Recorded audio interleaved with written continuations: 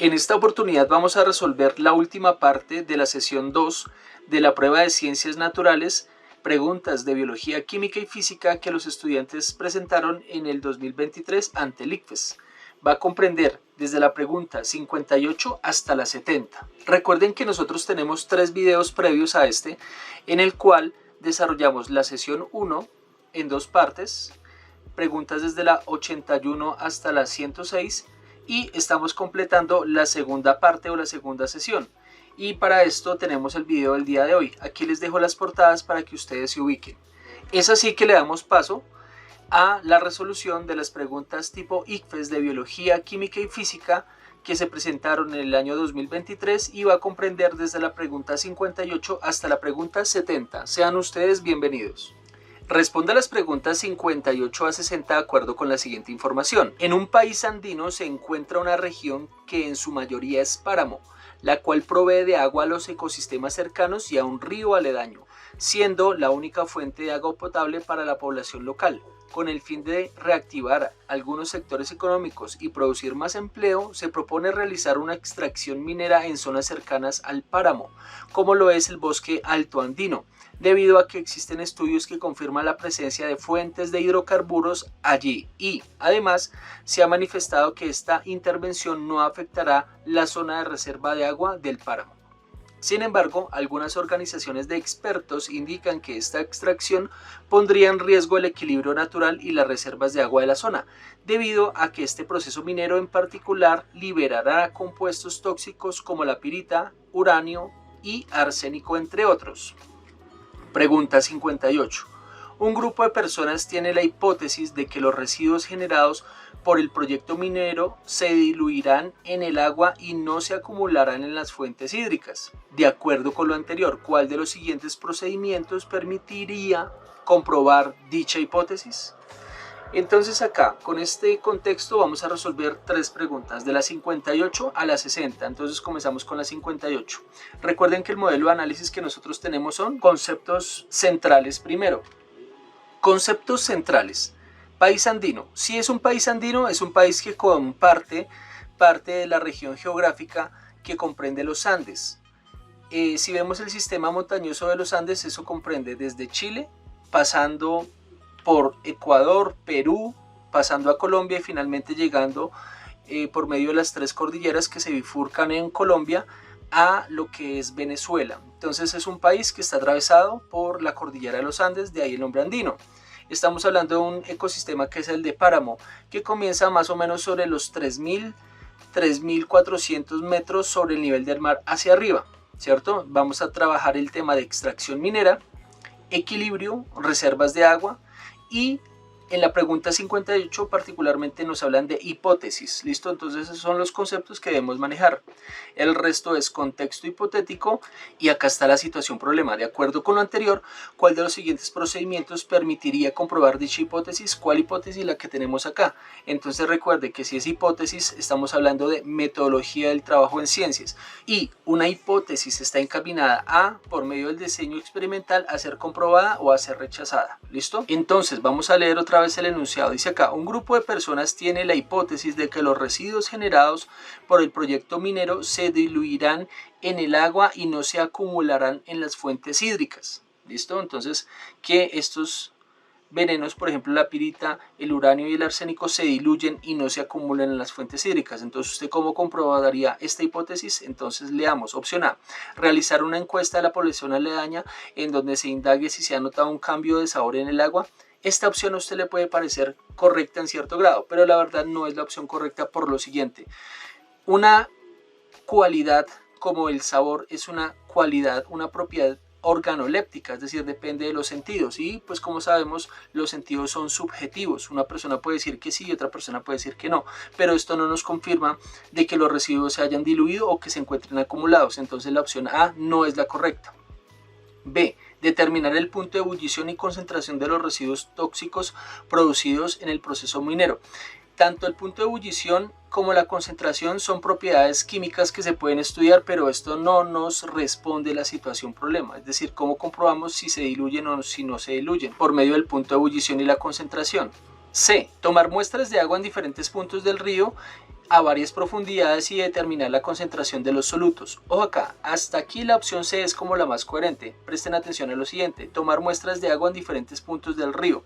Claro, si se diluyen o si no se diluyen los tóxicos, lógicamente deben existir concentraciones, y a medida de que avanza el río en diferentes puntos, pues va a haber mayor o menor concentración. Entonces ese es un indicador muy importante. Y acá hay una palabra que a usted le puede parecer rara, que es el soluto. Recuerden que una solución como por ejemplo la gaseosa que usted consume, es una mezcla homogénea entre dos cosas. Un soluto, que es lo que se diluye, por ejemplo los colorantes y el azúcar y el gas, y se diluye en algo que se llama solvente, y el solvente por excelencia es el agua. Entonces volvamos a leer la C: tomar muestras de agua en diferentes puntos del río, sí, claro, a diferentes profundidades, claro, para mirar si de acuerdo a la densidad que tienen estos materiales se decantan en el fondo o si por el contrario flotan y circulan por todo el cuerpo del río, y determinar la concentración de los solutos. Entonces decimos que un soluto es lo que se diluye, en tanto un soluto será en este caso la pirita, el uranio y el arsénico. ¿Listo? Entonces la opción C es la más correcta. Ya descartamos A y B, descartemos la D. Dice acá: medir la profundidad y el ancho del río en 3 tramos diferentes y calcular la velocidad a la que corre el agua. ¿Listo? Entonces la D también está descartada, debido a que necesitamos medir las concentraciones de los solutos a lo largo del río para saber si se diluyen o si por el contrario se acumulan. Entonces la opción correcta para esta pregunta es la opción C.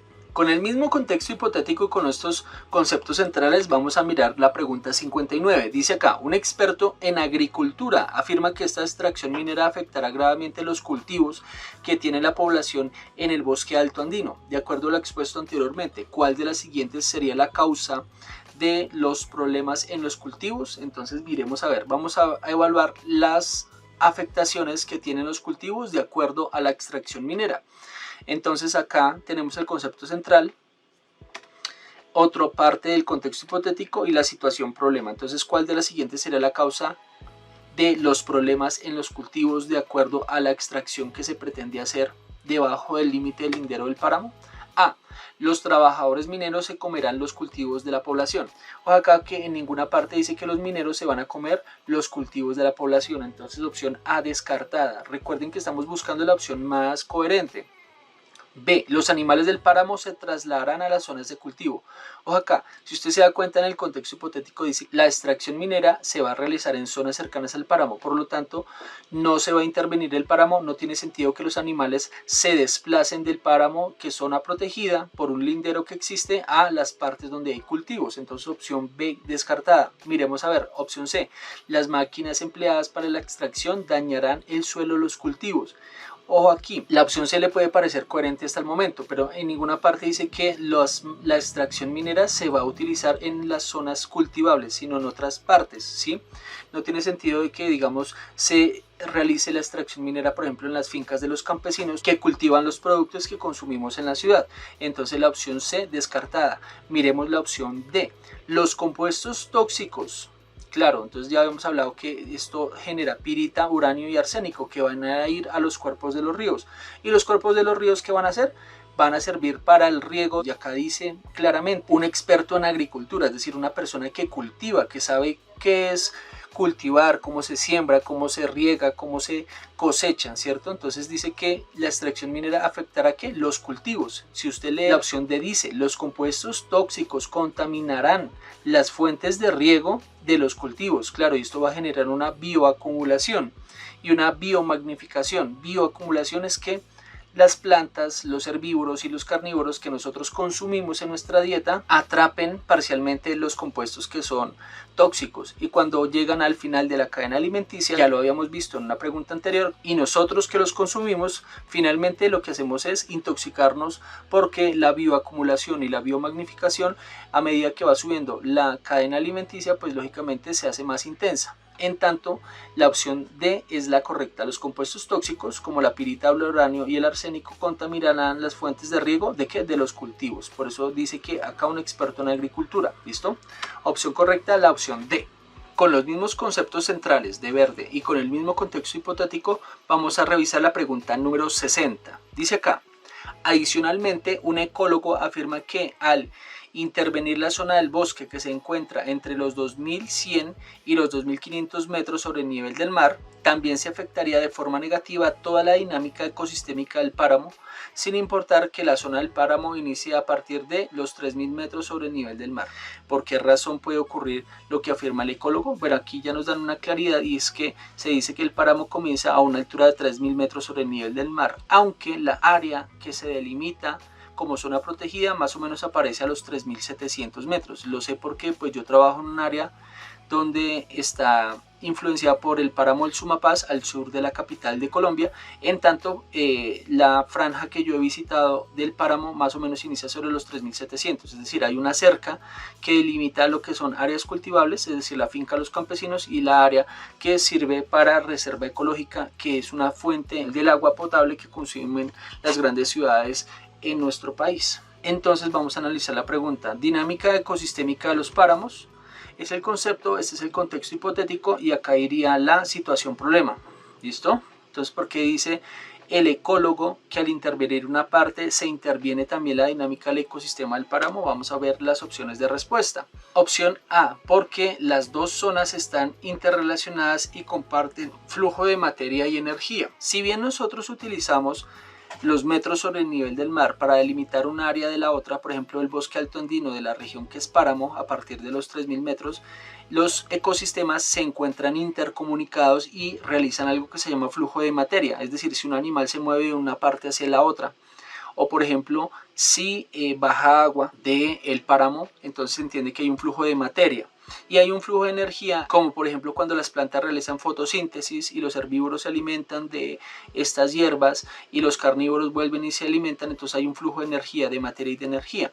Entonces lógicamente, como no son áreas cerradas sino son áreas abiertas, en tanto hay flujo sí o sí de materia y de energía. Entonces, ¿por qué dice el ecólogo de que intervenir una zona afectará necesariamente a la otra zona? La opción A puede ser la más correcta, porque las dos zonas están interrelacionadas sí o sí y comparten un flujo de materia y de energía. Materia, biomasa o en forma de agua, y de energía a través de las diferentes fuentes de energía. Entonces ya saben, el sol, las plantas convierten este tipo de energía lumínica en forma química, que es lo que consumen los herbívoros, y los herbívoros al crecer, al desarrollarse y todo eso, son consumidos por los carnívoros. Las truchas, no sé si han tenido la oportunidad de comprar truchas en sus regiones, por ejemplo trucha arcoíris. Nosotros consumimos la trucha que se cría en estos ecosistemas y obtenemos la energía que nosotros necesitamos para poder desarrollarnos. Entonces la opción A es la más adecuada hasta el momento. Miremos la opción B, la opción C y la opción D. B, porque al intervenir el bosque, la zona del páramo descendería hasta los 2500 metros sobre el nivel del mar. Ojo acá, no, pasa totalmente al contrario. Cada vez que se intervienen más y más los ecosistemas, sobre todo la del páramo, la franja que divide lo que es realmente páramo de lo que no es, cada vez se corre más hacia arriba. Y esto pasa, por ejemplo, en el colegio en el cual yo trabajo.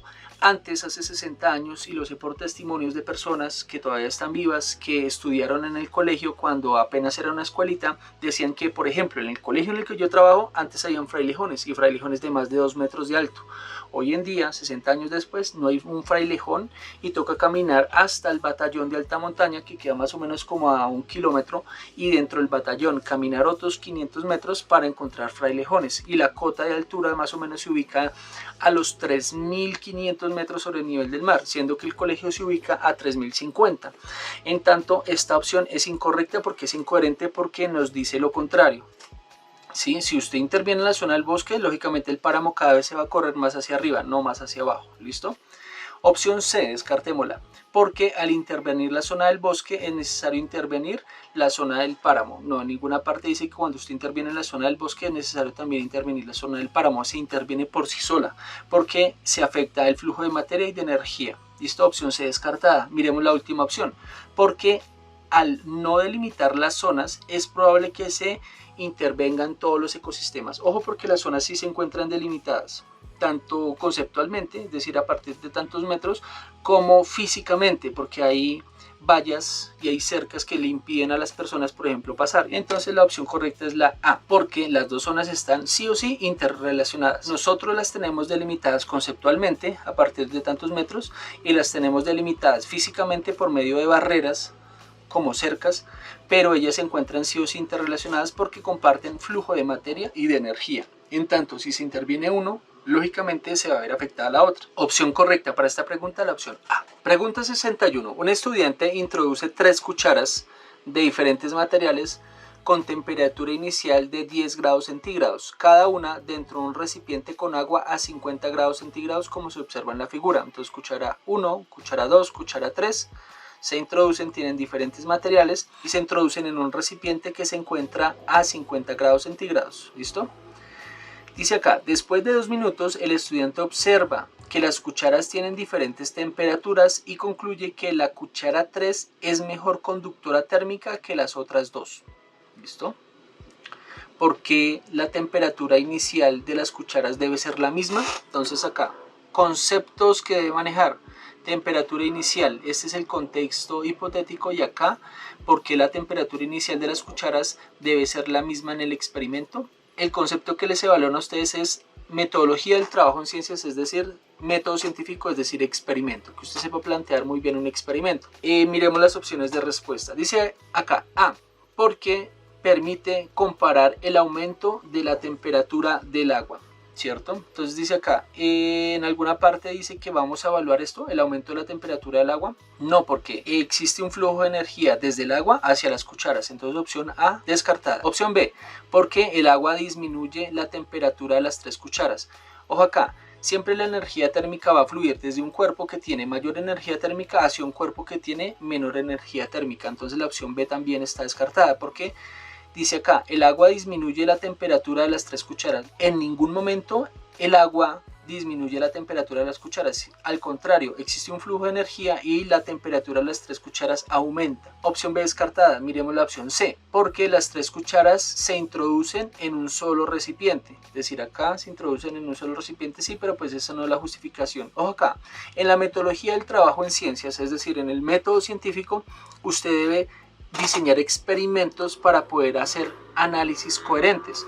Entonces no tiene sentido de que yo meta una cuchara a una temperatura, otra cuchara a otra temperatura y otra cuchara a otra temperatura, o que por ejemplo yo introduzca cucharas sin saber cuál es la temperatura inicial, porque lo que estoy midiendo es el flujo de energía y qué tipo de materiales está hecha las cucharas y cuál es el mejor conductor de la energía térmica.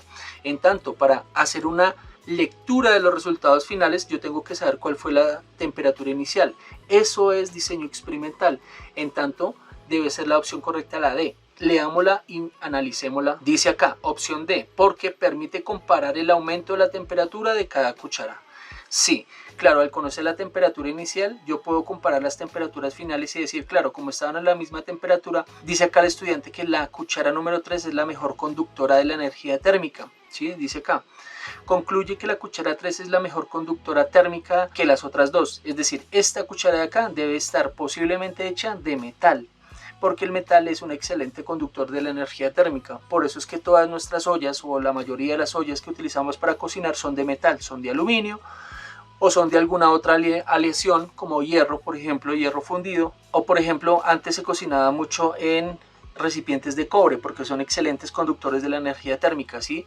De esta manera, entonces, pues por una parte decimos que la opción D es la más adecuada porque permite comparar el aumento de la temperatura de cada una de las cucharas, ¿sí? Si decimos que arranca a 10 grados centígrados, todas arrancan con la misma condición inicial, y de la misma manera podemos medir sí o sí el aumento en la temperatura, y podríamos concluir de que la cuchara número 3 está hecha, por ejemplo, de algún tipo de metal que es el mejor conductor o de los mejores conductores térmicos que existen en la naturaleza. ¿Listo?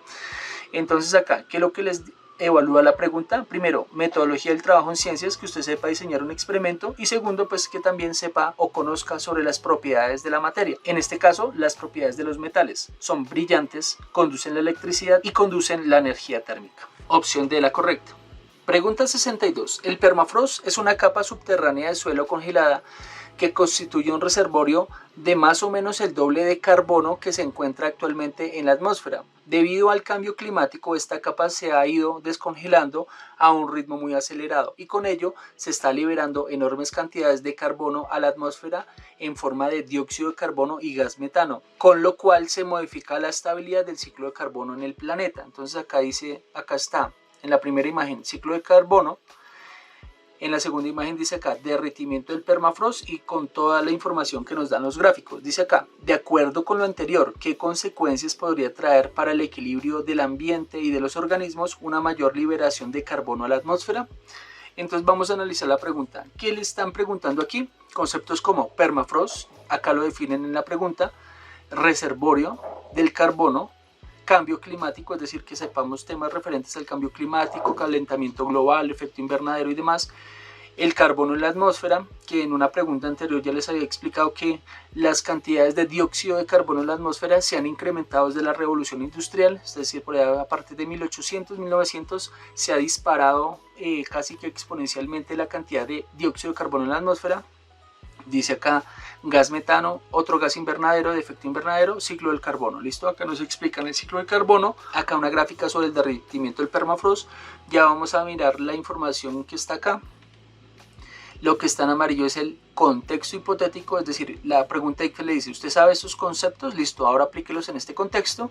Y acá abajo la situación problema. Acá tenemos una breve explicación del ciclo del carbono. Entonces acá tenemos en la atmósfera el carbón. ¿El carbón en forma de qué? De CO2. Muchísimos años. ¿Para qué? Para que el CO2 sea fijado por las plantas que realizan la fotosíntesis y la convierten en biomasa. La erosión hace que se arrastren grandes cantidades de carbón en forma de sedimentos, la evaporación de las rocas en las montañas y por medio de las corrientes de agua, el carbón se sedimente y por un proceso geológico que se llama subducción, se convierte en carbón después de miles de millones de años y vuelve otra vez a las montañas. Ese es el reservorio del carbono.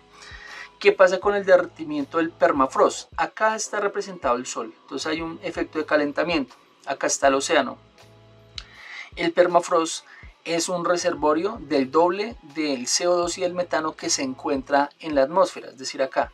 Y con el calentamiento, por medio de un efecto de retroalimentación, entonces se calienta el permafrost y el permafrost lo que hace es liberar grandes cantidades de CO2 y de dióxido de carbono a la atmósfera. Las burbujas de metano provocan el efecto invernadero, es decir, un aumento en la temperatura.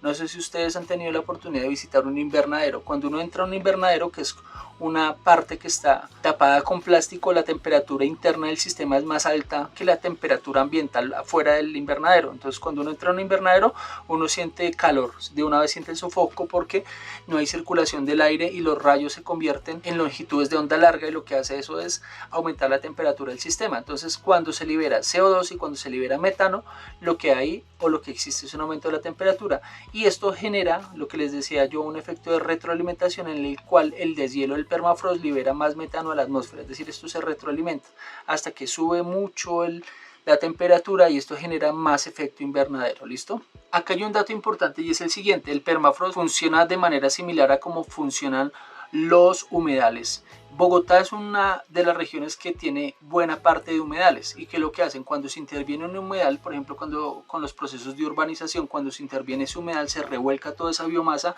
y lo que se hacen es devolver grandes cantidades de CO2 y de metano a la atmósfera. Y eso no pasa, por ejemplo, en Colombia solamente donde hay humedales, sino eso pasa en todas las partes del mundo, donde hay ciénaga, donde hay humedales.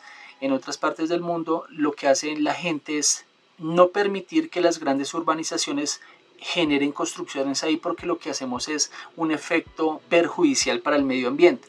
Al intervenir esas áreas, lo que hacemos es retroalimentamos el sistema de efecto invernadero y generamos daño ambiental grave, ¿sí? Porque esos son reservorios de dióxido de carbono y de metano, además de que sirven para la avifauna local, es decir, no solamente es por el tema ambiental, sino también por un tema de conservación de los ecosistemas, porque muchos de ellos sirven de refugio para las especies que migran, por ejemplo las especies de aves. En Bogotá tenemos varios humedales que están conservados, pero siempre hay gente que pretende año tras año construir ahí, intervenirlos, pero la idea es que nosotros no permitamos que esto acontezca. ¿Listo? Miremos las opciones de respuesta. Vamos a responder: ¿qué consecuencias podría traer para el equilibrio del ambiente y de los organismos una mayor liberación de dióxido de carbono en la atmósfera? Opción A: que al derretirse la capa del permafrost quede mayor cantidad de suelo no congelado y este pueda ser utilizado en la actividad humana como la agricultura. Entonces, ojo que estamos hablando de una consecuencia. Esto no es una consecuencia, sino esto podría ser una actividad derivada. Claro, al quedar más terreno, pues podría ser cultivado o puede ser urbanizado, pero esa no es la intención, ¿no? Al contrario, estamos buscando es una consecuencia para el medio ambiente. Entonces opción A descartada. Opción B, que al liberarse mayores cantidades de carbono los seres vivos las puedan asimilar. Ojo que las únicas que pueden asimilar esto son las plantas, pero eso tiene un límite también. Y de esta manera se disminuye la cantidad de carbono en la atmósfera. No, recuerden que desde 1800, 1900 nosotros más o menos tenemos un incremento del dióxido de carbono en la atmósfera y no ha descendido. Entonces la opción correcta no es la B. Miremos la opción C, que al derretirse la capa del permafrost se acelera el cambio climático. Muy bien. Ojo que esto es un tema que les están hablando a ustedes mucho, cambio climático, debido a una mayor cantidad de gases de efecto invernadero en la atmósfera. Opción correcta hasta el momento, la opción C es la más adecuada. Claro, cuando se derrite el permafrost se liberan más gases de efecto invernadero y este sistema se retroalimenta, es decir, el sistema, la temperatura planetaria aumenta, aunque sean milésimas de grados centígrados, eso afecta a todo el ecosistema en general y eso genera derretimiento de los polos, derretimiento de los glaciales en las grandes montañas y otra gran cantidad de problemas asociados. ¿Listo? Descartemos la opción D, que al liberarse mayores cantidades de carbono a la atmósfera aumenten los depósitos de carbono que pueden ser utilizados por los seres humanos. No. Cuando se derrite el permafrost, ya sabemos, se libera metano y dióxido de carbono, pero esto no tiene hasta el momento usos, digamos, industriales ni nada por el estilo. ¿Sí? En algunas partes del mundo, por ejemplo en Canadá, existen reservorios de petróleo que están contenidos dentro del permafrost, pero para hacer esa liberación del petróleo se necesitan unos grandes procesos y eso tarda inclusive años. Entonces la opción D no es la adecuada. La más adecuada, recuerde que usted está enfocado a conservación del medio ambiente, prevención del efecto invernadero, digamos que lo que pretende el ICFES es que usted sea como una especie de ecólogo, entonces sepa identificar qué actividades son riesgosas para el ecosistema y para el planeta. Entonces, en conclusión, opción correcta, la opción C. Pregunta 63. Un estudiante quiere determinar los componentes de un tipo de tinta usando el método de cromatografía de papel, el cual se basa en la separación de los componentes de una sustancia. Para esto toma una gota de tinta y la pone sobre un papel de filtro que a su vez se pone en contacto con el solvente o con un solvente como se muestra en la figura. Entonces acá tenemos solvente, tenemos el papel filtro, acá está la muestra de tinta y esto se va a introducir en esta cubetica que está acá. Esta es la situación 1. La situación 2. Una vez se introduce el papel en la cubeta, lo que sucede es que el solvente comienza a subir por el papel filtro por un proceso de capilaridad y a medida de que va subiendo arrastra de acuerdo al peso de los componentes de la tinta, de acuerdo a su peso, comienza a arrastrarlos hacia arriba. Unos los alcanza a subir, los más livianos, los de peso intermedio, y los más pesaditos, digámoslo así, se quedan en la parte de abajo. ¿Listo? Entonces en eso consiste una cromatografía de papel. Esta técnica es muy utilizada y en el laboratorio generalmente se suele hacer con clorofila. A medida que sube el solvente se encuentran diferentes manchas en el papel de filtro. De acuerdo con el resultado, ¿qué es la tinta? Entonces miremos acá qué es lo que les están evaluando. Cromatografía de papel. Esta cromatografía de papel es un tema que se denomina separación de mezclas homogéneas y heterogéneas. Entonces, ¿qué tienen que estudiar? Separación de mezclas. ¿Listo? Entonces se pueden separar mezclas homogéneas y heterogéneas. Entonces, dos tipos de mezclas y existen diferentes tipos. Y acá dice separación de componentes, eso también es el tema que les estoy mencionando. Este es el contexto hipotético. Entonces lo que les están diciendo, usted sabe separación de mezclas, ahora aplíquelo en este contexto. Y aquí tenemos la situación problema. ¿Qué es la tinta? Entonces vamos a ver las opciones de respuesta. Es una mezcla heterogénea. Vamos a descartarlas, les voy explicando si no recuerdan qué es una mezcla heterogénea. Entonces una mezcla heterogénea es una que de pura entrada tiene diferentes fases. Denominamos fases a los estados de la materia. Por ejemplo, una sopa de las que nosotros consumimos en algún restaurante sería una mezcla heterogénea. ¿Por qué? Porque tiene diferentes fases. Tiene fases líquidas y tiene fases sólidas, ¿sí? Entonces en la sopa, pues como tiene tantos componentes, uno puede diferenciar claramente qué es lo que se está comiendo. Por ejemplo, una mezcla de agua y de aceite es una mezcla heterogénea porque tiene dos fases. Si bien ambas son líquidas, el aceite se separa del agua. Entonces cuando ustedes toman y hacen el experimento, un vaso con agua y le agregan aceite, el aceite no se diluye en el agua. En tanto el aceite queda siempre arriba porque es menos denso. y por lo mismo podemos decir que es una mezcla heterogénea. Entonces les pregunto yo, ¿la tinta que se agrega será una mezcla heterogénea en un principio? La respuesta es no, porque usted no puede diferenciar sus componentes. Hasta que usted no le aplica un método de separación de mezclas, que es este, cromatografía en papel, usted no puede diferenciar de qué está compuesto. Entonces no es heterogénea porque de pura entrada no tiene más de dos fases, dos o más fases, es decir, es toda líquida, y al ser toda líquida usted no puede diferenciar acá hay un componente y acá hay otro y acá hay otro, no, se encuentra de forma regular toda la muestra. Entonces opción A descartada.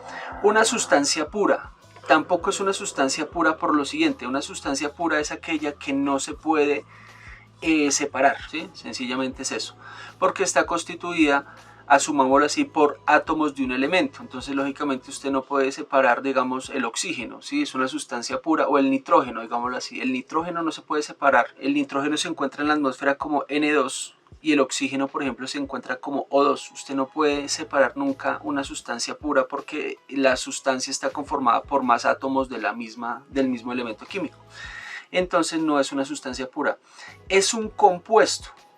Entonces aquí vemos, está relacionado con lo anterior. Un compuesto es la unión de varios átomos de diferente naturaleza. Por ejemplo, el agua. El agua es un compuesto, compuesto H2O.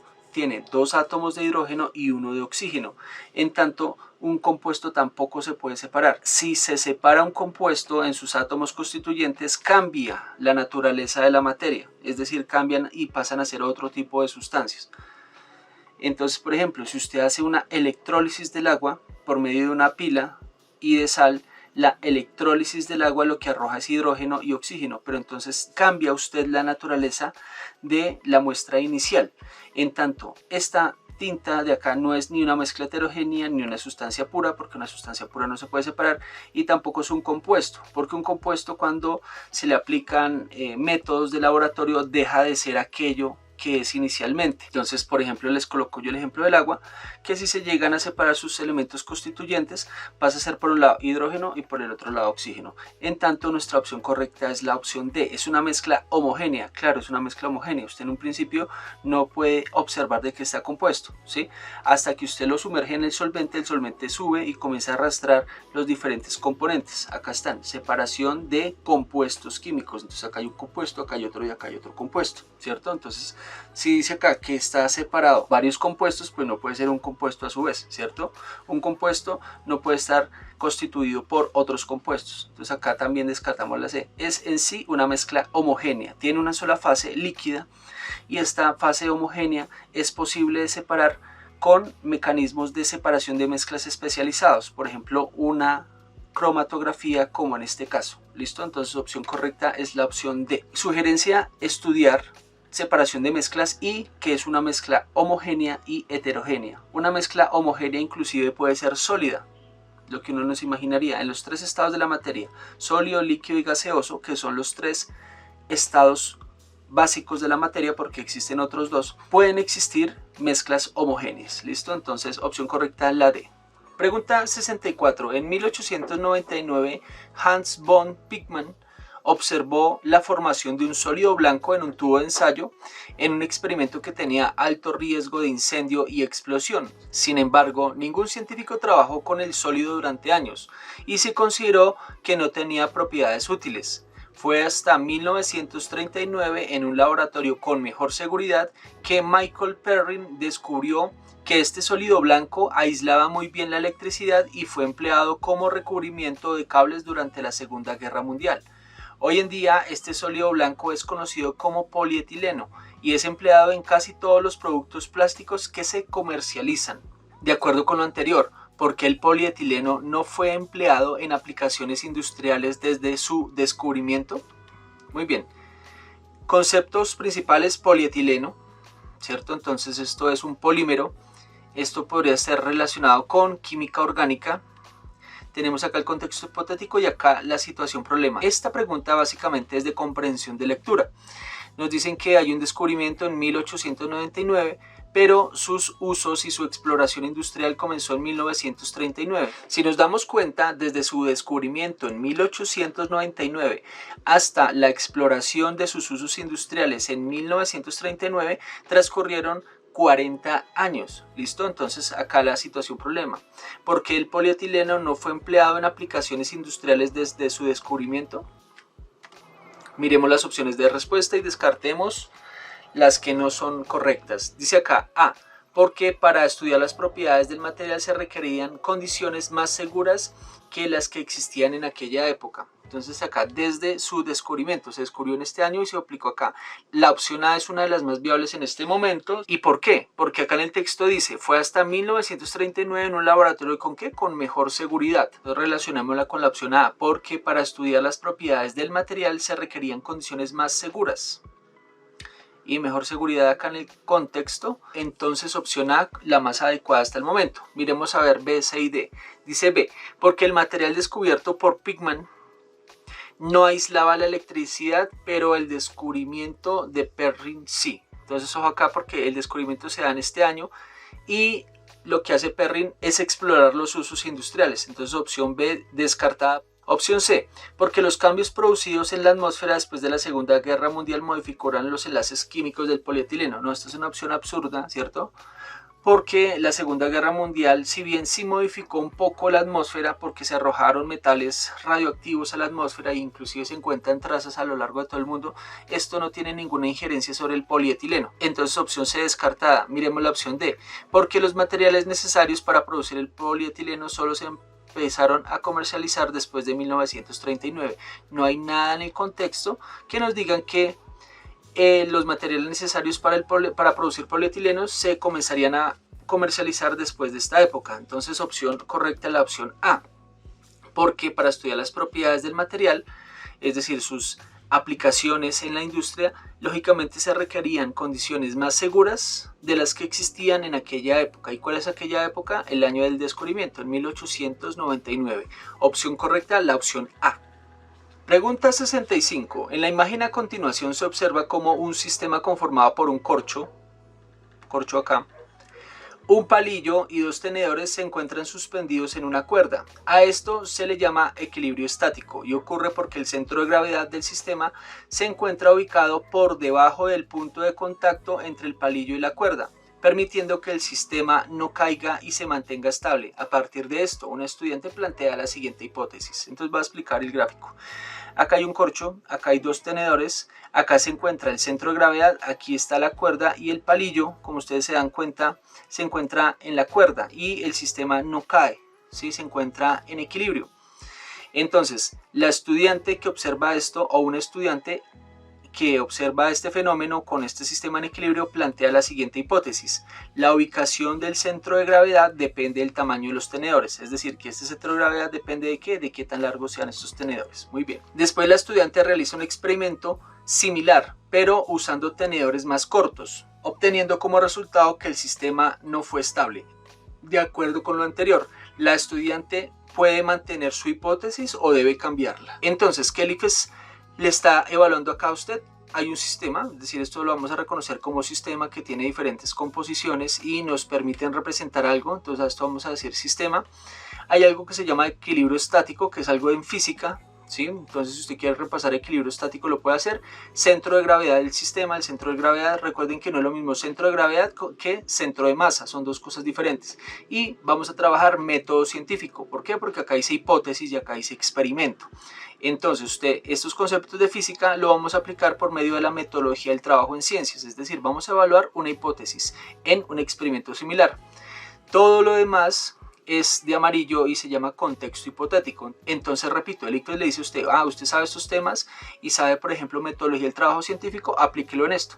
A partir de esto, por ejemplo, yo que soy constructor de preguntas y evaluador de preguntas tipo ICFES, yo les podría preguntar 10 cosas diferentes con respecto a esto, ¿sí? Sencillamente que cambiaría la situación problema, pero en este caso dice aquí la situación problema, la estudiante puede mantener su hipótesis o debe cambiarla. Entonces vamos a revisar las opciones de respuesta y las vamos a analizar. ¿Listo? Dice acá opción A, puede mantener la hipótesis. ¿Qué dice la hipótesis? Que la ubicación del centro de gravedad depende del tamaño de los tenedores. Pero entonces vamos a ver la segunda parte, que es la justificación de esta afirmación.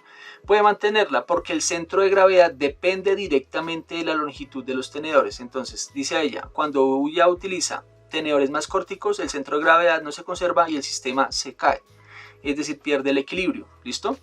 Esta opción A hasta el momento es lo más adecuado y ya les voy a explicar por qué cuando descartemos B, C y D. Bueno, entonces miremos la B. Puede mantenerla igualmente porque el centro de gravedad no se relaciona directamente con la longitud de los tenedores. Si usted se da cuenta, esta de acá desmiente la de arriba, ¿sí? Porque acá dice que sí depende de los tenedores y acá dice que no depende. Si usted lee el contexto hipotético, dice acá que ella utiliza tenedores más cortos y obtiene resultados diferentes. Entonces dice acá, en la hipótesis la ubicación del centro de gravedad depende del tamaño de los tenedores. Es su hipótesis. Entonces ella, al utilizar tenedores más corticos, se da cuenta que el sistema no se conserva en equilibrio y se cae el sistema, en tanto depende de la longitud de los tenedores. Entonces volvamos a las opciones de respuesta. Si usted se da cuenta, de la opción A decimos que es la más adecuada porque el centro de gravedad depende de la longitud de los tenedores. La opción B nos desmiente la afirmación anterior y contradice el contexto hipotético, entonces no es coherente. Descartamos la opción B no es correcta. Descartemos la C. Debe cambiarla porque el centro de gravedad del sistema depende del grosor de la cuerda que usa. Acá el grosor de la cuerda no tiene ninguna injerencia y no aparece en ninguna parte de la pregunta, grosor. Entonces usted descarte la opción C. Y la opción D, debe cambiarla porque el centro de gravedad del sistema depende del grosor del palillo que usa, ¿sí? Acá usted puede tener una tendencia de pronto a cambiar su opción de respuesta por C o por D, cambiar la hipótesis, pero entonces aquí es donde yo les quiero explicar lo siguiente.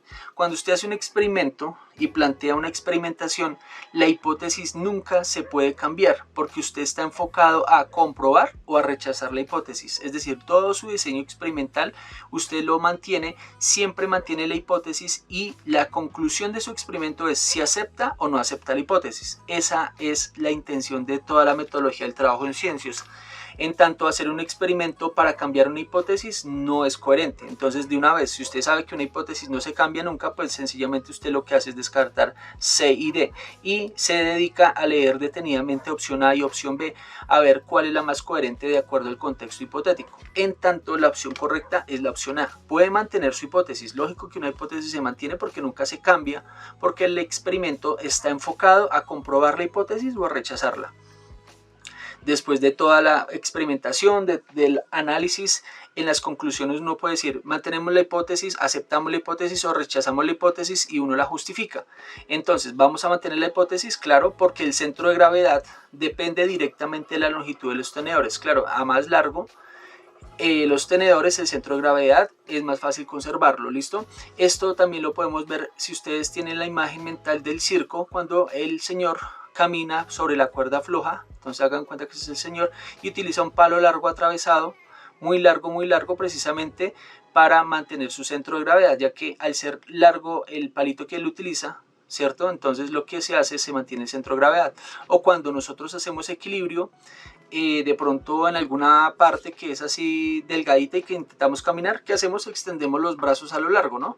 Para que nos ayude a mantener el centro de gravedad, como si fuera en cruz, ¿no? Entonces, opción correcta a esta pregunta, la opción A. Pregunta 66. 3 estudiantes evalúan las diferencias en abundancia, número de individuos de 2 especies de aves en 2 tipos de ambiente. Según sus datos, la especie 1, vamos a llamarla SP1, es siempre más abundante en los bosques que en los pastizales. Y la especie 2, SP2, es en cambio más abundante en pastizales que en los bosques. La figura de la tabla resume los resultados de campo de los 3 estudiantes. Entonces acá tenemos la gráfica que nos relaciona número de individuos de aves en el bosque. Entonces acá lo blanquito será especie 1 y lo oscuro será la especie 2, y acá en los pastizales sucede al contrario. En la especie 1, que es lo blanco, se encuentran menos individuos, abundancia, número de individuos, y la especie 2 es más abundante en los pastizales. ¿Listo? Y aquí tenemos una tabla. Dice acá, tipo de cobertura, bosque, pastizal, bosque, pastizal, bosque, pastizal, y tenemos 3 mediciones de 3 observadores, estudiante 1, estudiante 2, estudiante 3. Y acá la frecuencia, que es el número de individuos de cada una de las 2 especies, y acá los datos que ellos registraron. Observemos aquí qué es lo que nos dice la pregunta. La profesora sospecha de un error al construir la tabla de datos. Es decir, acá debe existir un error. ¿Dónde se presenta este error? Miremos que les están evaluando en esta pregunta tipo ICFES. Entonces hablamos de error, tabla de datos, ¿cierto? Abundancia, evalúan acá. Entonces esto es metodología del trabajo en ciencias, es decir, otra vez les están evaluando método científico. Hay una parte importante de método científico y es que usted sepa pasar de tablas a gráficos y que usted en los gráficos sepa interpretar adecuadamente la información. Acá hay un dato importante y es que les están preguntando por la abundancia y esto es un tema de ecología de poblaciones. Entonces si usted quiere profundizar puede buscar ecología de poblaciones y encontrar términos como abundancia. Hay varios índices de diferentes ecólogos de acuerdo a unas mediciones que se puedan hacer en cambio, etcétera. ¿Listo? Entonces, ¿qué les están evaluando? Estos conceptos de verde. Segundo, ¿qué es el contexto hipotético? Todo lo demás. Y esta es la situación problema, donde se presenta el error. Entonces miremos rápidamente el gráfico y miremos acá la tabla y el contexto que nos dicen acá.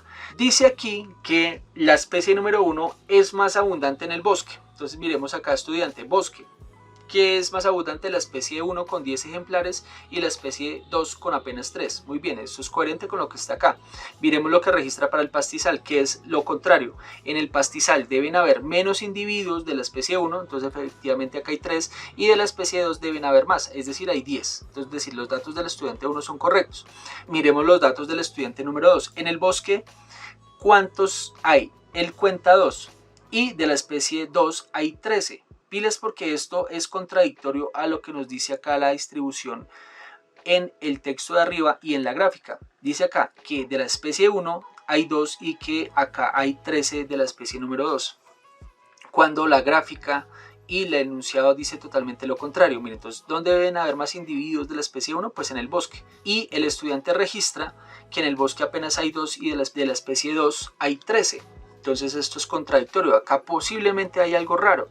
Miremos en el pastizal. En el pastizal deberían haber menos individuos de la especie 1, pero entonces él registra 12. Y de la especie 2 apenas registra 1, cuando se esperaría que en el pastizal de la especie 2 hayan muchísimos más individuos que de la especie número 1. Es decir, acá hay algo raro, extraño con el estudiante 2. Verifiquemos con el estudiante 3. En el bosque, el estudiante 3, es decir, acá en el bosque, el estudiante 3 verifica que hay 9 individuos. Y de la especie 2 hay apenas 2. Hay muchos más de la especie 1 y menos de la especie 2, lo cual concuerda con el gráfico. Dese cuenta, de la especie 1 en el bosque hay muchos más, ¿cierto? 9. Y de esos hay poquitos, hay apenas 2. Y en el pastizal, que es acá en la segunda parte del gráfico, hay 1 de la especie 1, es decir, más poquitos, y de la especie número 2 hay 10, ¿cierto? Muy bien. ¿Dónde se presenta el error? Miremos las opciones de respuesta. El error se encuentra en la incorrecta tabulación de los datos del estudiante 1. Entonces vimos que el estudiante 1, sus datos son coherentes con lo que dice acá y con lo que representa el gráfico. No. El error se encuentra en una incorrecta tabulación de los datos del estudiante 2. Este estudiante 2 sí tiene problemas porque esto de acá no describe ni lo que está relacionado en la gráfica ni lo que dice el texto. La opción más correcta puede ser en este momento la opción 2. Ojo, ¿qué es tabular? Tabular es pasar unos datos a una tabla formal que tiene 2 entradas. Entonces acá tenemos un tipo de cobertura y el número de individuos, doble entrada. Y eso se llama tabulación, que usted meta los datos en una tabla. Tabulación, ¿listo? La opción más correcta hasta el momento es la opción B. El error se encuentra en la incorrecta tabulación de los datos del estudiante 2 porque los datos están invertidos con respecto a lo que dice el texto y lo que nos representa la gráfica. Hasta el momento la opción más correcta puede ser la opción B. Miremos la opción C. El error se encuentra en la incorrecta tabulación del estudiante 3. Eso es falso porque el estudiante 3, sus datos concuerdan con el texto y con la gráfica. D. No existe ningún error porque los datos y las observaciones de campo son congruentes. Les pregunto yo, ¿es congruente lo que dice acá el texto, lo que dice la gráfica y lo que nos dice aquí la tabla? No son congruentes porque el estudiante 2 precisamente tiene datos que son contradictorios a lo que presenta la gráfica. Ahora bien, acá hay una cuestión. Si el enunciado a usted le pregunta dónde está el error, una opción de respuesta no puede ser que no haya error, ¿sí? Si les dice que hay un error, debe haber un error y usted lo debe buscar. Por lo tanto, si a usted le preguntan acá dónde se presenta el error y hay una opción que dice no existe ningún error, de una vez descártelo, porque efectivamente debe haber algo que es inconsistente, ¿cierto? Entonces opción de pura entrada, cuando usted comience acá a leer, no existe ningún error. Y acá le dicen, ahí busque el error, entonces de una vez descarte esto porque si le preguntan algo, usted lo debe buscar. Entonces yo escogería entre la A, la B y la C, pero ya vimos que la opción más correcta es la opción B. Entonces el error se encuentra en la incorrecta tabulación del estudiante 2. Claro, el estudiante 2 metió los datos al revés. Posiblemente los datos iban contradictorios, es decir, aquí va el 13 y aquí va el 2, y aquí va un 1 y aquí va un 12. Al tener esos datos así, pues sí concuerda con lo que escribe el texto y con lo que está acá en la gráfica. ¿Listo? Pregunta 66, opción correcta, la opción B. Pregunta número 67. Un niño se deja caer por su peso desde la parte alta de un rodadero. El rodadero inicia muy inclinado y después menos inclinado. Al final tiene una pequeña sección horizontal, como lo muestra la siguiente figura. ¿Listo? Entonces un niño, ¿qué pasa? Se deja caer. Primero más inclinado, después menos inclinado y después hay una parte horizontal. ¿Listo? Acá hay otra información adicional y es que acá nos dan un T0, un T1, un T2 y un T3. Entonces estos T's, ¿qué son? Tiempos. Teniendo en cuenta la información anterior, ¿cuál de las siguientes gráficas representa la velocidad del niño en función del tiempo desde que se deja caer hasta que llega a la base de la superficie? Miremos los conceptos: caída, plano inclinado, inclinado, horizontal. ¿Listo? Nos dicen predecir la velocidad del estudiante. Entonces recuerden que la velocidad es igual a una distancia por tiempo. Y tenemos acá el contexto hipotético, es decir, debemos aplicar lo que sabemos sobre lo que está en amarillo. Y aquí la situación problema. Teniendo en cuenta la información anterior, ¿cuál de las siguientes gráficas representa la velocidad del niño en función del tiempo desde que se deja caer hasta que llega a la base de la superficie? Analicemos. El niño, cuando sube al rodadero y se encuentra en T0, ¿cierto? En tiempo cero, el niño está con una velocidad cero. Es decir, la velocidad del niño inicialmente debe ser cero, ¿sí? Porque él no llega ni con impulso ni llega corriendo, no, él llega y se sienta y su velocidad inicial debe ser cero. Miremos las opciones de respuesta. La opción A dice que hay un T0, un T1, T2 y T3. ¿Listo? Entonces miremos acá. Si miramos el dato en la velocidad es alta. Es como si el estudiante hubiera llegado corriendo y de una vez se hubiera mandado por el rodadero, porque la velocidad no está acá, que debería estar aquí. Recuerden que cuando tenemos un plano cartesiano donde se encuentran las dos rectas, la horizontal y la vertical, es cero para ambas, ¿cierto? Entonces esta opción A de plano o de entrada es descartable. ¿Por qué? Porque dice que el estudiante inicia su recorrido desde cero con una velocidad, y si se dan cuenta es una velocidad alta, es más alta que la velocidad que se encuentra durante todo el recorrido. Entonces opción A descartada. Miremos la opción B. La opción B dice que el niño arranca con una velocidad de cero, ¿cierto? Esta puede ser correcta. Miremos la opción C. La opción C también nos dice que la velocidad del niño cuando él inicia es muy alta, ¿sí? Es decir, es mayor a cero. Pero si se dan cuenta, el niño tiene que sentarse, y en el hecho de sentarse en el rodadero ya implica que su velocidad es cero. Él comienza a tener velocidad acá en este plano, aquí en este y finalmente acá. ¿Listo? Entonces opción tanto A como C descartada. Miremos la opción D.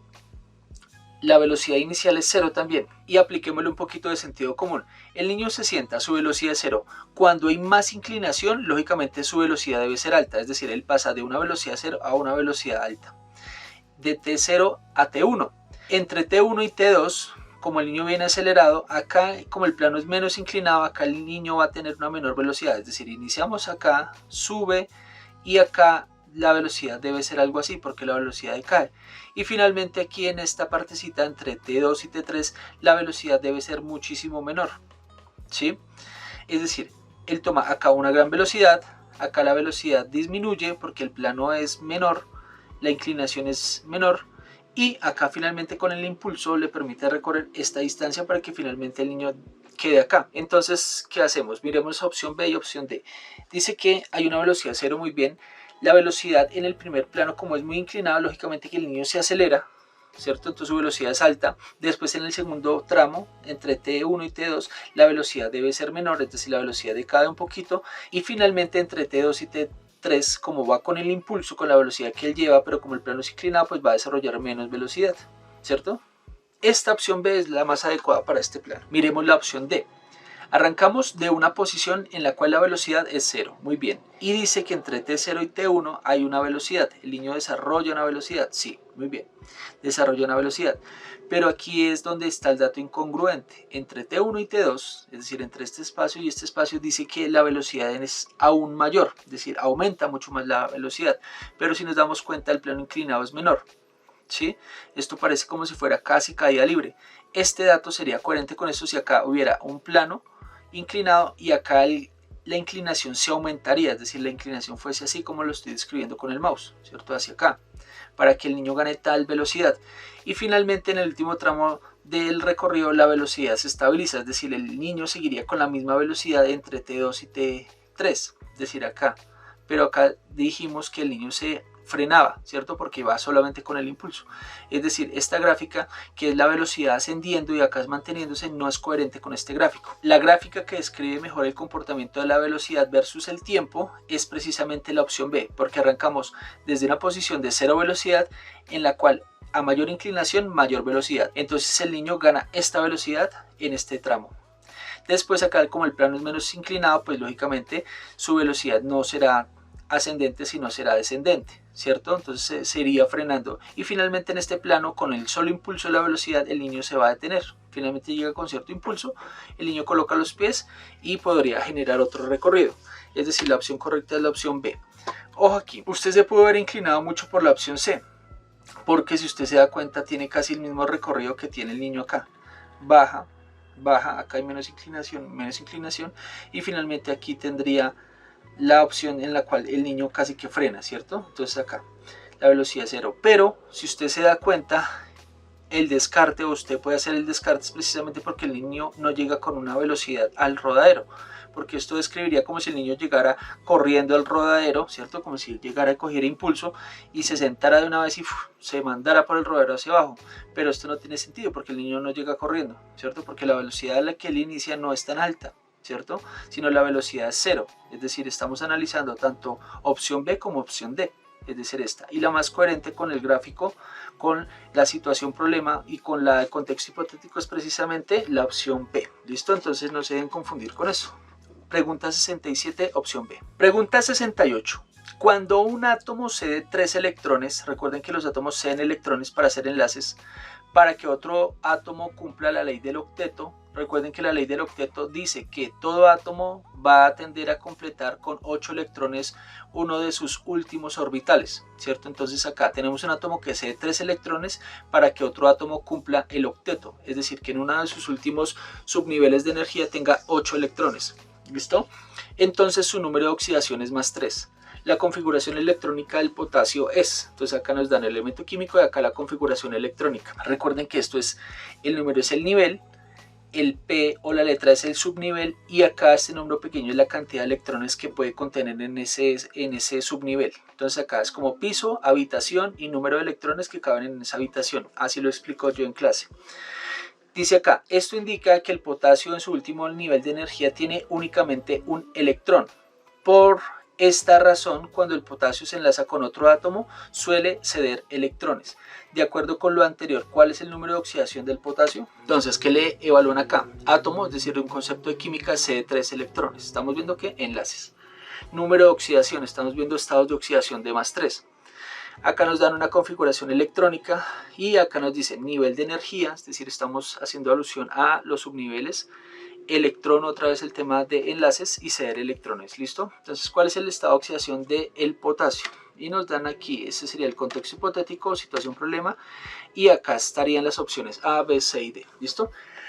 Acá, un secreto es el siguiente o una clave para que ustedes resuelvan esto. Cuando un átomo termina en S, S1 o S2, porque no puede terminar en otro S diferente, en S1 o en S2, estos átomos siempre van a tender a ceder electrones. Si es S1, él va a tender a ceder un electrón, entonces él presta un electrón. ¿Para qué? Para que su último nivel de energía sea el anterior y este que cumple con el octeto, porque si usted suma los electrones en el nivel 3 serían 2 y 6, 8. Es decir, él quedaría estable. Entonces él, para ser estable, lo que hace es siempre prestar 1, es decir, su estado de oxidación siempre va a ser más 1. Por eso nosotros vamos a encontrar el potasio en la primera columna de la tabla periódica, es decir, en el grupo 1A. Entonces usted va y busca el 1A, siempre va a terminar todos en S1. Los del grupo 2A, que es la columnita que queda al lado, siempre van a ser S2 y S2 terminan todos en S2. 1S2, 2S2, 3S2, 4S2, siempre terminan en S2. El hecho de que termine en S2 quiere decir que ese átomo va a ceder siempre 2 electrones para cumplir el octeto. ¿Por qué? Porque cuando él cede este único electrón, su última capa, digámoslo así, o su último nivel de energía deja de ser este y pasa a ser el anterior. Y esto siempre va a sumar 8, es decir, también cumple el octeto. En tanto, si usted ve configuración S1 o S2, el estado de oxidación siempre va a ser más 1 en este caso o más 2 en el caso de S2. Entonces acá, ¿cuál será el estado de oxidación de qué? Del potasio. Dice acá de menos 8, 8 menos, porque al formar un enlace el potasio recibe 8 electrones. Jamás. Piensen en lo siguiente, un átomo tiene que completar con 8 electrones su última capa, entonces él puede ceder o ganar. Entonces lo que le quede más fácil, a este átomo le queda más fácil ceder un electrón que conseguirse 7. Sí, porque su núcleo no le da para ceder 7 y su electronegatividad tampoco. Entonces el átomo lo que hace es, me consigo 7 o mejor presto 1. Pues él presta 1, lo cede parcialmente y su último nivel de energía pasa a ser el anterior, que tiene 8 electrones. Usted lo puede sumar acá. Los que tienen 3, usted suma los electrones tanto en el subnivel S y en el subnivel P. Y acá dice 2 y 6, 8. Entonces él queda con octeto. Entonces opción A descartada. Opción B, 1 más, porque el primer nivel de su configuración es S1. Esta opción B está descartada porque dice acá, el primer nivel de su configuración electrónica es 1s. Ojo acá, todos los átomos comienzan con una configuración de 1s, entonces no es exclusivo para el potasio. Opción B descartada. Dice acá, opción C, 1 más, porque al formar un enlace cede un electrón del nivel 4s. Esta es la opción correcta. Entonces él, cuando forma enlace, siempre va a tener un estado de oxidación de más 1. Más 1, ¿qué quiere decir? Que presta un electrón. Y su nivel de energía pasa a ser el anterior con 8 electrones. Opción más correcta, opción C. Descartemos la opción D. 8 menos, porque para que sea neutro se debe completar la ley del octeto. No, nada de eso. Los únicos átomos que tienen el octeto, por decirlo así, completo, son los de la última columna. Se llaman gases nobles porque tienen precisamente su última configuración llena con 8 electrones. Por lo tanto, se llaman gases nobles porque no reaccionan con nada, porque cumplen con la ley del octeto. Listo, esto es modelo atómico de Bohr básicamente, y el tipo y el tema de enlaces. Entonces acá, ¿qué les recomiendo? Revisen enlaces iónicos, enlaces covalentes, estados de oxidación. Cuando ustedes vean más 3, quiere decir que ese átomo presta 3 electrones, y cuando vean un estado de oxidación negativo, quiere decir que el átomo que tiene estado de oxidación negativo, por ejemplo el oxígeno, captura esa cantidad de electrones. Entonces, por ejemplo, el oxígeno trabaja con un estado de oxidación de menos 2. ¿Por qué? Porque él siempre captura 2 cargas negativas, menos 2, 2 cargas negativas, es decir, 2 electrones. ¿Listo? Entonces, opción correcta de esta pregunta es la opción C, más 1, porque al formar un enlace cede un electrón. Siguiente pregunta. Pregunta 69. Esta es de física. Se tiene un sistema de 6 péndulos cargados positiva o negativamente, como se muestra en la siguiente figura. Entonces, péndulo 1, 2, 3, 4, 5 y 6. Ojo acá, que aquí están representadas las cargas. Ya sabemos, negativo con negativo se repelen, es decir, se empujan. Positivo, como en el caso acá del 4, y negativo, como en el caso 3, se atraen. Entonces, cargas opuestas se atraen. Y acá tenemos el péndulo 5 y el péndulo 6 cargados negativamente. Miremos hacia acá. El sistema está en equilibrio, es decir, que ninguno se mueve.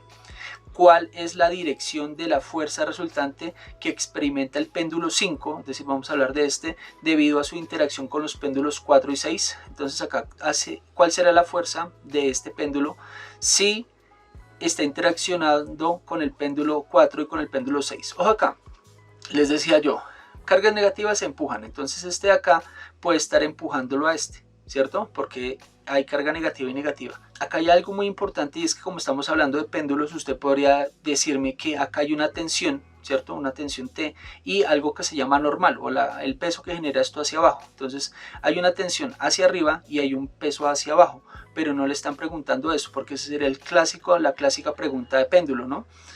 Porque en la situación problema le están diciendo cuál es la dirección de la fuerza resultante que experimenta el péndulo 5 debido a la interacción. O sea, no le están diciendo nada de tensión, ni de fuerza, ni de gravedad, ni nada, sino cuál es la fuerza de la dirección si está interaccionando con el péndulo 6 y con el péndulo 4. Y acá es donde usted debe tener cuidado. Si negativo y negativo, que hace, se empuja, ¿cierto? Se repelen y positivo y negativo se atraen. Podríamos decir que el 6 lo empuja y el 4 lo atrae, es decir, la dirección iría hacia la parte izquierda.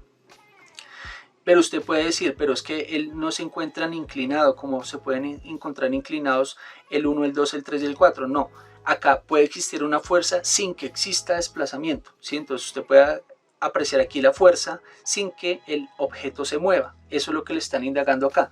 Entonces básicamente, miremos, sistema de péndulos, cargas, contexto hipotético, situación, problema. Entonces, ¿hacia dónde se mueve el péndulo 5? ¿Hacia arriba? No estamos haciendo relación ni a la normal, ni a la tensión, ni nada de eso. Hacia abajo no, porque ya descartamos eso. Estamos evaluando la fuerza que ejerce 6 y 4, entonces descartado. Hacia la derecha, o sea, se movería de 5 a 6, no, porque cargas negativas se repelen. Y hacia la izquierda, acá la opción correcta, la opción D, la fuerza resultante es hacia la izquierda, ¿sí? Así no haya desplazamiento, porque no nos están pidiendo ni que evaluemos ni la tensión, ni lo que llamamos en física la normal, ni la gravedad, ni el peso, ni nada. Entonces, ¿cuál es la fuerza que hace 6 y 4 sobre 5? Es hacia la izquierda, porque el 6 empuja al 5 y el 4 atrae al 5, entonces hacia la izquierda. Pregunta 70. En una fábrica se cargan cajas con diferentes combinaciones de poleas fijas y móviles. Entonces el tema de poleas fijas y móviles, ojo acá que esto es importante. Para levantar las cajas, los empleados deben alar la cuerda del sistema de poleas con una fuerza igual al peso de la caja. Entonces esto es importante porque acá les dan una fórmula, dividido por el doble de la cantidad de poleas móviles. Entonces acá solamente en el sistema de poleas fijas y móviles vamos a tener en cuenta la fórmula con el número de poleas móviles. Ya les voy a explicar con más detenimiento. Si un empleado ala la cuerda con una fuerza de 70 newtons, recuerden que la fuerza se mide en newtons, para levantar una caja de 600 newtons de peso, ¿cuál de las siguientes combinaciones de poleas representa correctamente la situación? Entonces acá, ¿qué les están preguntando? Poleas fijas y móviles, sistema de poleas y fuerza, ¿cierto? Entonces la fuerza se mide en newtons y los pesos también se miden en newtons, ¿listo? Contexto hipotético, situación, problema. Entonces acá dice la pregunta, acá les dan la información, dice acá, en una fábrica se cargan cajas con diferentes combinaciones de poleas fijas y móviles. Miremos todos los gráficos, poleas fijas las de arriba y poleas móviles las de abajo. Estas se llaman móviles las de abajo, ¿cierto? En todas las opciones de respuesta están así, las de arriba son fijas y las de abajo son móviles porque se mueven junto con la carga, ¿listo? Dice acá, para levantar las cajas los empleados deben alar la cuerda. Entonces hay una fuerza hacia abajo del sistema de poleas con una fuerza igual, entonces fuerza igual al peso de la caja, es decir, la fuerza, lo que debemos vencer, ¿cierto? R sería 600 newtons, dividido el doble, por eso hay un 2 acá, de la cantidad de poleas móviles. Entonces acá poleas móviles, ¿cuántas? Entonces acá hay 2, acá hay 3, acá hay 1, 2, 3, 4 y acá hay 8, ¿listo? Entonces el doble de poleas móviles, ¿listo?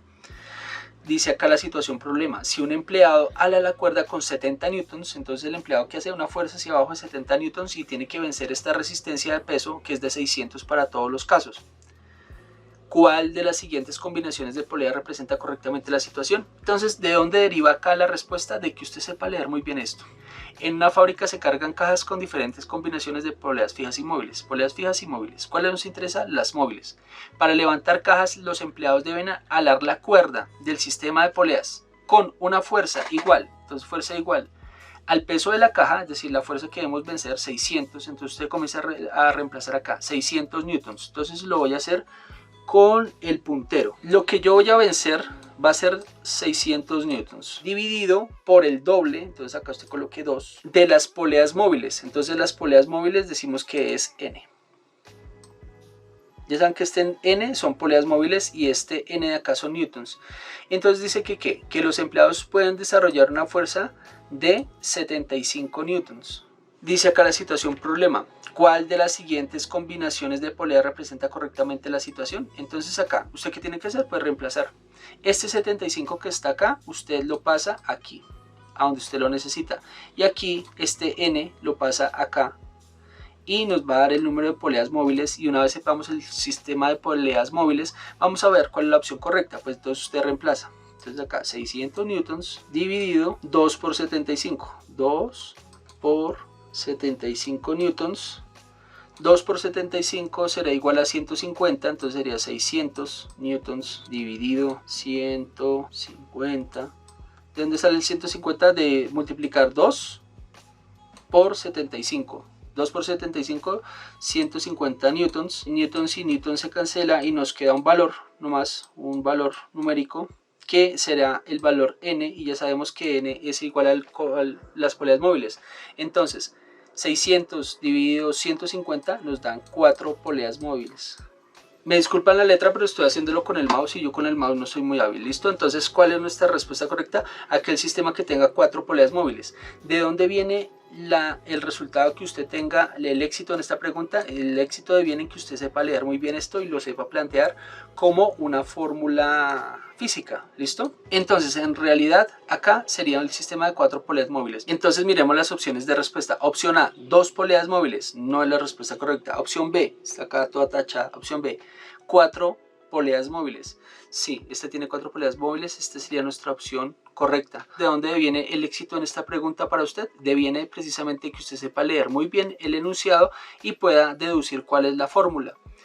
Listo, para esta pregunta les sugiero que estudien en física el sistema de poleas móviles y fijas, porque ustedes también pueden calcular. Les decía yo que un contexto y una pregunta sirve para muchas cosas, dentro de ellas preguntar una gran cantidad de cosas. Por ejemplo, acá, sabiendo la distancia que están entre las poleas, yo puedo calcular la distancia o el recorrido que tiene que hacer la cuerda para levantar ese peso a determinada altura.